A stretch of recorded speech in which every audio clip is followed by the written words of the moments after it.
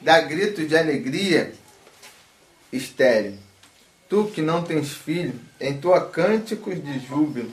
Tu que não dá a luz, porque os filhos da desamparada serão mais numerosos do que os da mulher casada, declara o Senhor.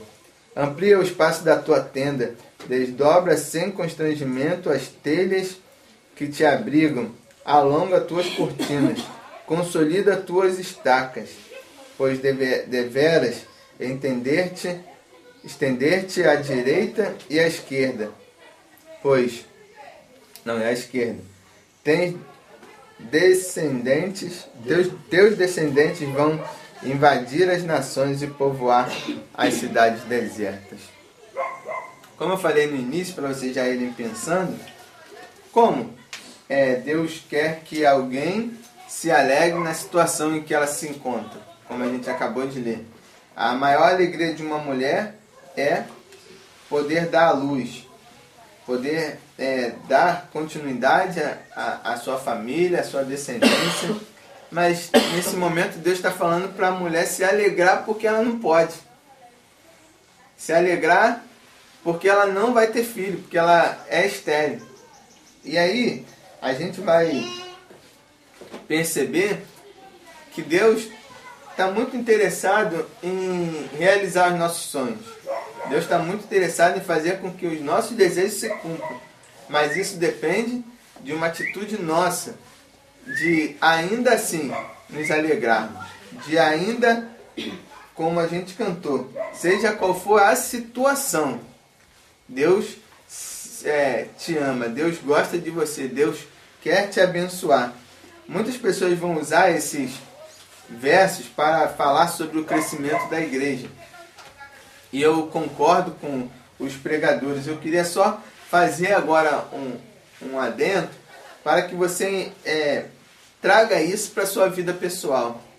Embora aqui a gente vai estar vendo que Deus está se colocando, como com ordenanças, com ordem no imperativo, os imperativos de Deus para o crescimento da sua vida como pessoa.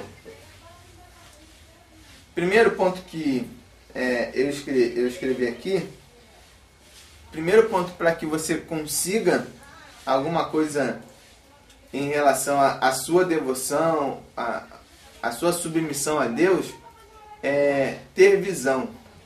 Porque mesmo se quando a gente escuta esses versos, a gente acaba achando que Deus é meio mais um pouquinho, louco do que a gente já acha que Ele é no seu normal. Mas Deus está falando para ela se alegrar, mas contudo ampliar a sua tenda. Você precisa ter visão de Deus, porque Deus só vai abençoar, por exemplo, essa igreja aqui com mais pessoas a partir do momento que a gente abrir. Porque se a pessoa vier aqui, hoje a gente está aí quase lotado, tem 4 lugares vazios. Mas se chegasse 4 pessoas e mais um visitante, como é que ia ficar? E aí, traz isso para a sua vida pessoal. Às vezes a gente está querendo que Deus nos abençoe, mas a nossa vida ela já está como se fosse um copo, já cheio. E não tem por onde Deus nos abençoar, a não ser que a gente abençoe alguém. Que a gente derrame um pouquinho das bênçãos que Deus tem derramado nas nossas vidas para a vida de alguém. Quando Deus está falando para ela assim, que ela precisa se alegrar, depois disso ele fala assim, você, em outras palavras, você precisa continuar feliz, porque eu tenho te abençoado. Agora você tem que fazer a sua parte, que é o quê? Abençoar alguém. Como você tem vivido no seu mundo pessoal? O que você tem feito para que os seus vizinhos entendam Deus na sua vida, para que os seus vizinhos venham à igreja, para que os seus vizinhos te vejam como uma pessoa realmente diferente? Não o estranho que passa, que sobe, que desce, ou o crente, mas o que você tem feito para que as pessoas do seu entorno recebam de você uma bênção. Há pessoas com todo tipo de necessidade. Outro dia eu entrei num site de uma igreja e estava lá, queremos te ouvir, ou fale que nós queremos te ouvir. É um site que você vai entrar só para você falar. Tem muitas pessoas com essa necessidade. Você não precisa dar a ela 1 quilo de feijão, 1 quilo de carne, não precisa dar uma cama nova, um colchão, não precisa dar nada. Só precisa ir lá e sentar e ouvir ela. E tem pessoa que fala. Fala, que vai, irmão, tem que ir, que não sei o quê. E a pessoa está falando, mas isso é uma necessidade do ser humano. E muitas vezes você próprio precisa falar com alguém. Mas a gente só quer, não, Deus me dá, Deus me dá. Aí você está com um problema, está com uma dificuldade, você não consegue dividir com ninguém. E Deus está querendo te abençoar e, em outras palavras, está dizendo isso. Ó, abre a tua visão, olha para alguém, pede conselho a alguém. Quando você está envolvido no problema, você não consegue ter a verdadeira dimensão do que é. Então alguém que está de fora pode falar assim, não, vai por esse caminho, ou faz assim, faz diferente. Então o primeiro ponto para que você prossiga no seu caminhar com Deus é ampliar a sua visão. Onde que você está olhando? O que que você está olhando? Como eu falei, eu já vejo aquela igreja ali com muitas pessoas, inclusive diferentes, que não permanecem, não fazem parte hoje do nosso círculo, nos abençoando ou abençoando a obra de Deus naquele lugar. E você? Será que você vai continuar sentado no banco? A Hilane já chegou e já orou e daqui a pouco vai pregar, em nome de Jesus. Amém. E aí tem gente que precisa muito disso, de ampliar sua visão, procurar Deus, mostra-me o que o Senhor quer que eu faça. Aqui em especial Deus fala o quê? Aumenta ou amplia o seu espaço. O espaço que você tem não é o espaço da sua casa, mas é seu círculo de amizade. Você precisa fazer novos amigos, você precisa frequentar outros lugares. Ampliar sua visão é você conseguir não enxergar mais longe, porque isso aí é coisa de super-homem, superman. Mas ampliar sua visão é você enxergar que você pode não estar vendo o que tem do lado aqui, atrás dessa montanha, mas que Deus quer que você vá lá. E é isso que é ter visão de Deus. Eu não sei o que tem lá, mas eu vou. Paulo fala o quê? Eu não sei o que está me esperando em Jerusalém.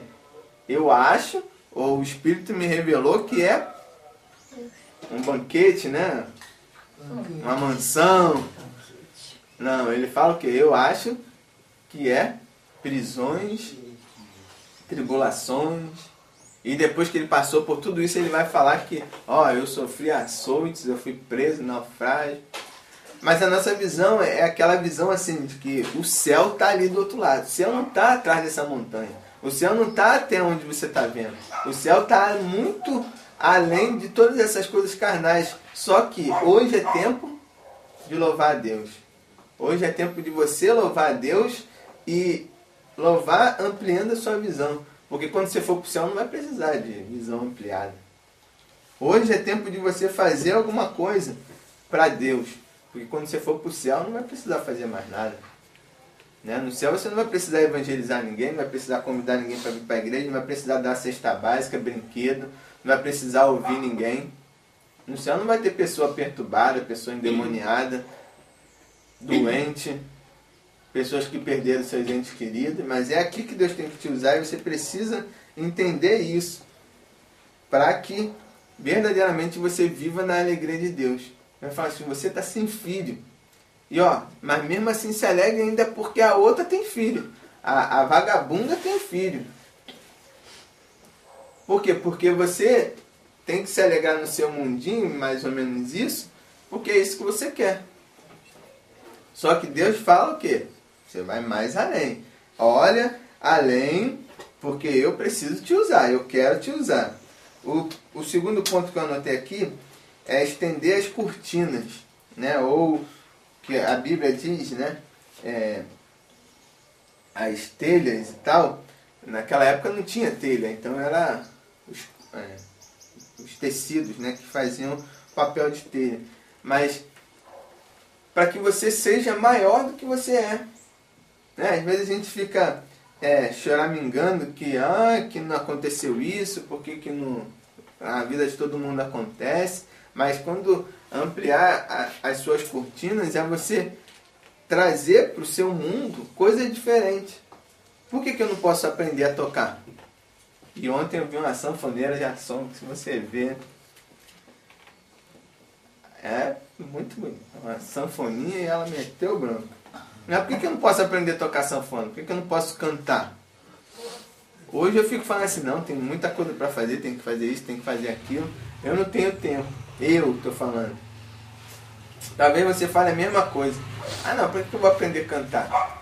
Se eu já estou velho, Mas ampliar o seu ambiente é você trazer para o seu mundo coisas que hoje não fazem parte e que você não consegue ter a dimensão de que Deus ainda pode te usar através dessas coisas, através de coisas diferentes, que você pode ser uma bênção nas mãos de Deus. Depois ele vai falar sobre alongar as cordas e a estrutura. É você fincar raízes em lugares mais distantes. Naquela época, como assim, as cortinas eram presas por estacas fincadas na terra. E Deus está falando para ampliar essa... você ter uma relevância, você ter um valor além do que você está tendo hoje.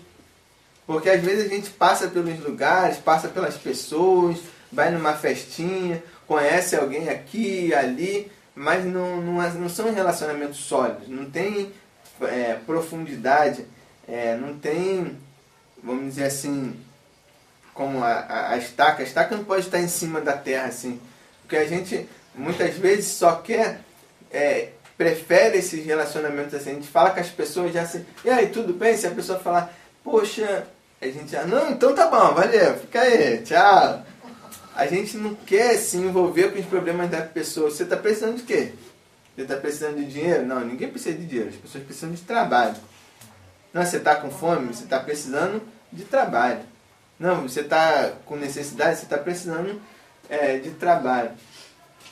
Mas por outro lado, você tem um problema, você está doente, você não está precisando de trabalho se você está doente. E tem muita gente doente trabalhando e a cada dia mais se afundando. Por quê? Porque não cuida da sua saúde. Então, se a gente precisa conhecer as pessoas para saber do que elas precisam. Por quê? Porque Deus vai usar a minha vida, Deus vai usar a sua vida.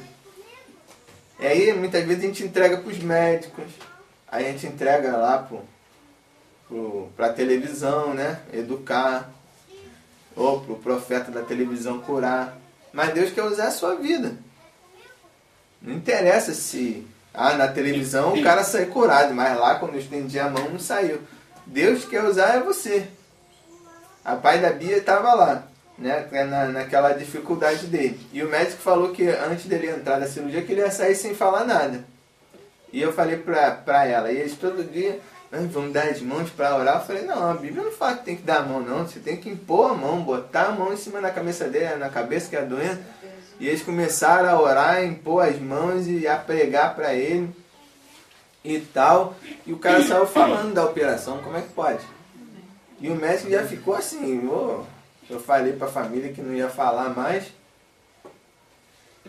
Então, irmão, se você não crê, fica impossível. Se você não se alegrar, porque Deus dá oportunidade para a gente, não da gente falar assim, agora eu vou ter que ouvir mais essa chata, mais essa enjoada, mais esse, problemático.